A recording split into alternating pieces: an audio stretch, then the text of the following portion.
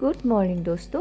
तो आज के दिन आप देख रहे हैं वेदर पूरा रेनी वेदर है और बारिश आके बस रुका है अभी। और फिर मैं ऑफिस के लिए निकली तो देखिए अभी तक मौसम सही नहीं हुआ है, पूरी तरीके से क्लाउडी है। मतलब बारिश कभी भी आ सकता है फिर से। और मेरी गली का हालत देखिए आप, थोड़ा सा बारिश क्या हो जाती है यहाँ पे पूरा फ्लड हो जाती है। और मुझे हो गई टेंशन कि मैं यहाँ से कैसे क्रॉस करके जाऊँगी, क्योंकि मैंने शॉक्स भी पहनी हुई थी। इतना फ्लड हो गया मुझे नहीं पता था, लेकिन क्या करें, मजबूरी है। अभी यहाँ से मुझे क्रॉस तो करना ही पड़ेगा क्योंकि रास्ता तो यही है, एक ही रास्ता है। तो मेरी अभी हालत ख़राब होने वाली है। मेरे यहाँ पे पैर रखूँगी तो क्या होगा, पूरा शॉक्स अभी देखिए मेरे शॉक्स पूरा भीग गए थे और भीगे हुए शॉक्स लेकर ही मुझे जानी पड़ी। कभी अभी बारिश होता है तो कोई ऑप्शन नहीं है, ऑफिस जाना होता है तो ऐसे ही जाना पड़ता है हमें भीग भीग के। मेरे तो पूरे शॉक्स भीग गए। रोज़ कभी भी ऐसे अगर फ्लड होता है तो मुझे ऐसे ही जाने पड़ते हैं भीग के, और वापस आने के टाइम में तो कभी कभी नी तक पानी होता है। और आज मेरी गली में पता नहीं इतना भीड़ क्यों हुआ। रोज़ तो ऐसे भीड़ नहीं होती, लेकिन आज कुछ ज़्यादा ही भीड़ हुआ। मैंने सोचा कुछ एक्सीडेंट वगैरह ना हो गया सामने, लेकिन मैं आगे जाके देखा तो ऐसा कुछ नहीं था। पता नहीं इतना भीड़ क्यों हुआ है, पूरा ट्रैफिक जम हो गया था। फिर मैं आगे निकल गई और सामने जाके मैंने ऑटो पकड़ा, और जाते जाते मैंने देखा राजकुमार दा को वो खड़ा था, और उनका यूनिफॉर्म देख के मैं पहचान गई।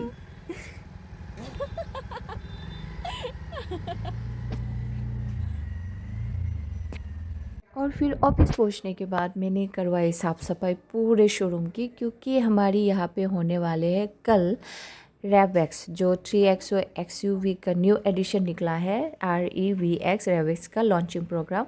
तो मैं साफ़ सफाई करवा रही थी, क्योंकि मुझे जिम्मेदारी दिया गया था, मुझे और सर को, तो अच्छे से देखभाल करना पड़ेगा, क्योंकि गेस्ट आएंगे तो उनको ना लगे कि शोरूम गंदा वगैरह है।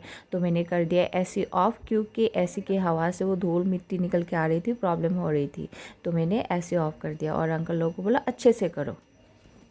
तो बारिश के मौसम में ऑफिस आते हमारा फर्स्ट जो काम होता है वो है हमारे अम्ब्रेला को सुखाना होता है। और ये मैंने गाड़ी के पीछे डाल के रखा है, क्योंकि अगर आगे की तरफ रखेंगे तो हर कोई देख लेगा, वो अच्छा नहीं लगता। तो इसको छुपा दिया मैंने गाड़ी के पीछे, 700 के पीछे। तो दोस्तों हमारे अंकल लोगों ने लगभग, क्लीनर लोगों ने लगभग साफ़ सफाई कर दिया है। कैसे लग रहे हैं आप बताइए मेरी शोरूम? अच्छा है ना, बहुत चकाचक। ना भी नहीं, इससे भी अच्छा चकाचक होता है।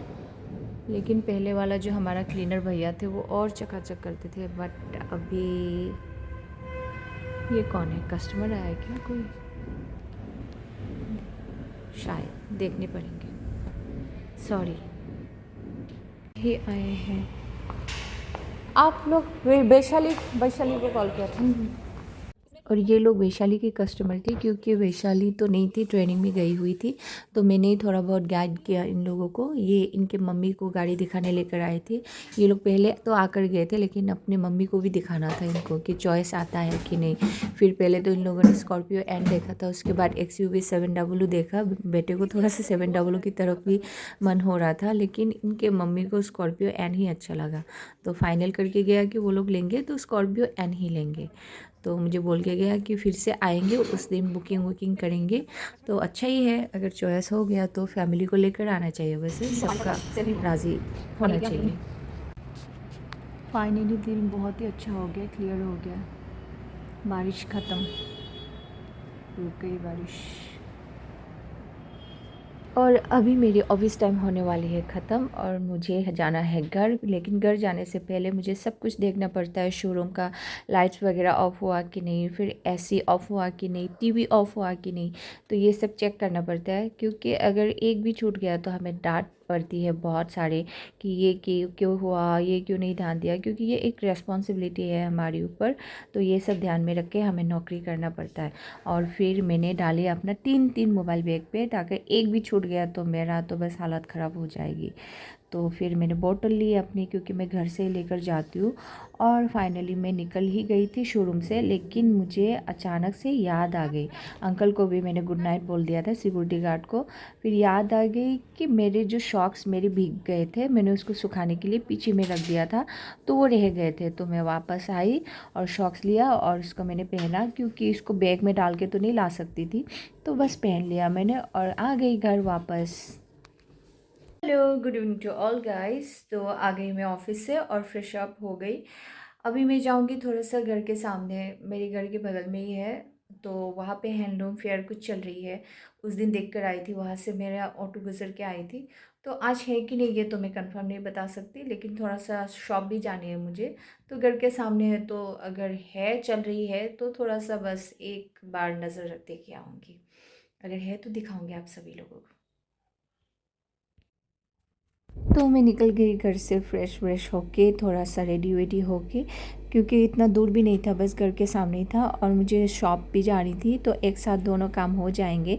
तो मैं बस यहाँ पे पैदल चल के गई, क्योंकि घर के सामने थोड़ी ना मैं रिक्शा और ऑटो पकड़ के जाऊँगी। बस मैं थोड़ा सा गली से निकलते ही वो फेयर जो है सामने की तरफ, वो एक ड्रामा स्कूल जो हमारा है वहाँ पर चल रहा था।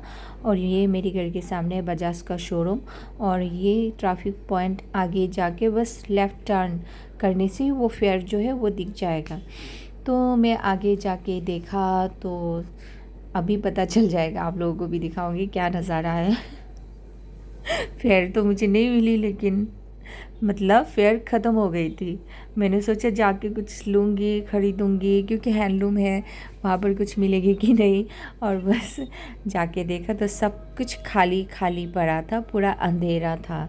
उसके बाद क्या करो, वापस आ गई घर, और मुझे दिख गया था ये दीपू का गाड़ी 700 लेके पता नहीं कहाँ जा रहा था ये, तो मैंने लेकआउट कर लिया और वापस घर आ गई थी। फेयर तो ख़त्म हो गई और मैं वापस आ गई हूँ घर, और मेरे पीछे पता नहीं कौन पागल चिल्ला रहा है। पागल ऐसे रास्ते रास्ते में मिलते हैं आजकल। और फिर मैं थोड़ा सा मैगी खरीदने के लिए गई शॉप में घर के सामने, तो वहाँ पर अंकल भी नहीं थे। हेलो, फिर तो ख़त्म। मैंने सोचा वहाँ पे जाके कुछ खा लूँगी, लेकिन सब कुछ ख़त्म, एकदम अंधेरा था। तो घर में बादाम ही खा लेते बैठ बैठ के। और ये चना मैं सुबह भिगोने भूल गई थी, बस अभी ड्यूटी से आके मैंने भिगोए हैं, अभी तो हुआ नहीं है, वरना मैं बादाम के साथ मिक्स करके खा पाती। कोई नहीं, ये कल खा लेंगे।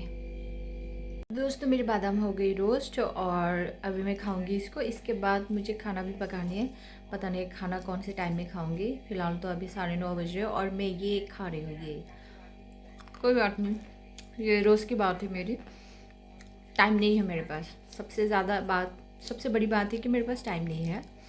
कोई बात नहीं।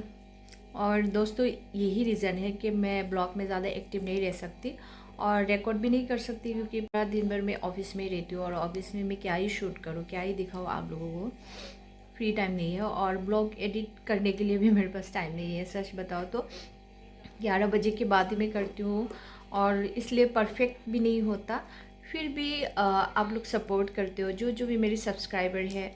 मैंने कभी सोचा नहीं था कि इतना जल्दी मेरी सब्सक्राइबर और व्यूअर्स होंगे। मैंने एक्सपेक्ट की थी कि मैं कम से कम 10, 20, 25 इतने ही व्यूअर्स होंगे, but thank you to all viewers. आप लोगों ने मुझे देखा, और जिनको मेरी वीडियोस पसंद आते हैं, तो शायद कुछ अगर अच्छा कर रही हूँ तो आप लोग सपोर्ट ज़रूर कीजिए और कमेंट ज़रूर कीजिए।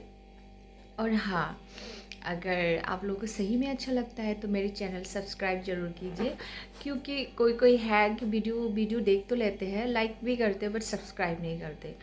तो हाँ, ये आपकी मर्ज़ी है, इट्स अप टू यू कि सब्सक्राइब करना है कि नहीं करना है। फिर भी हम तो चाहते हैं कि हमारा चैनल सब्सक्राइब हो, जबकि आप लोग देख रहे हैं, तो एक क्लिक बटन में प्रेस करने में ज़्यादा मेहनत तो नहीं लगती ना।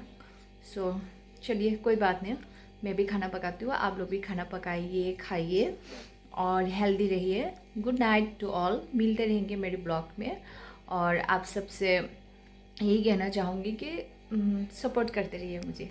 Thank you.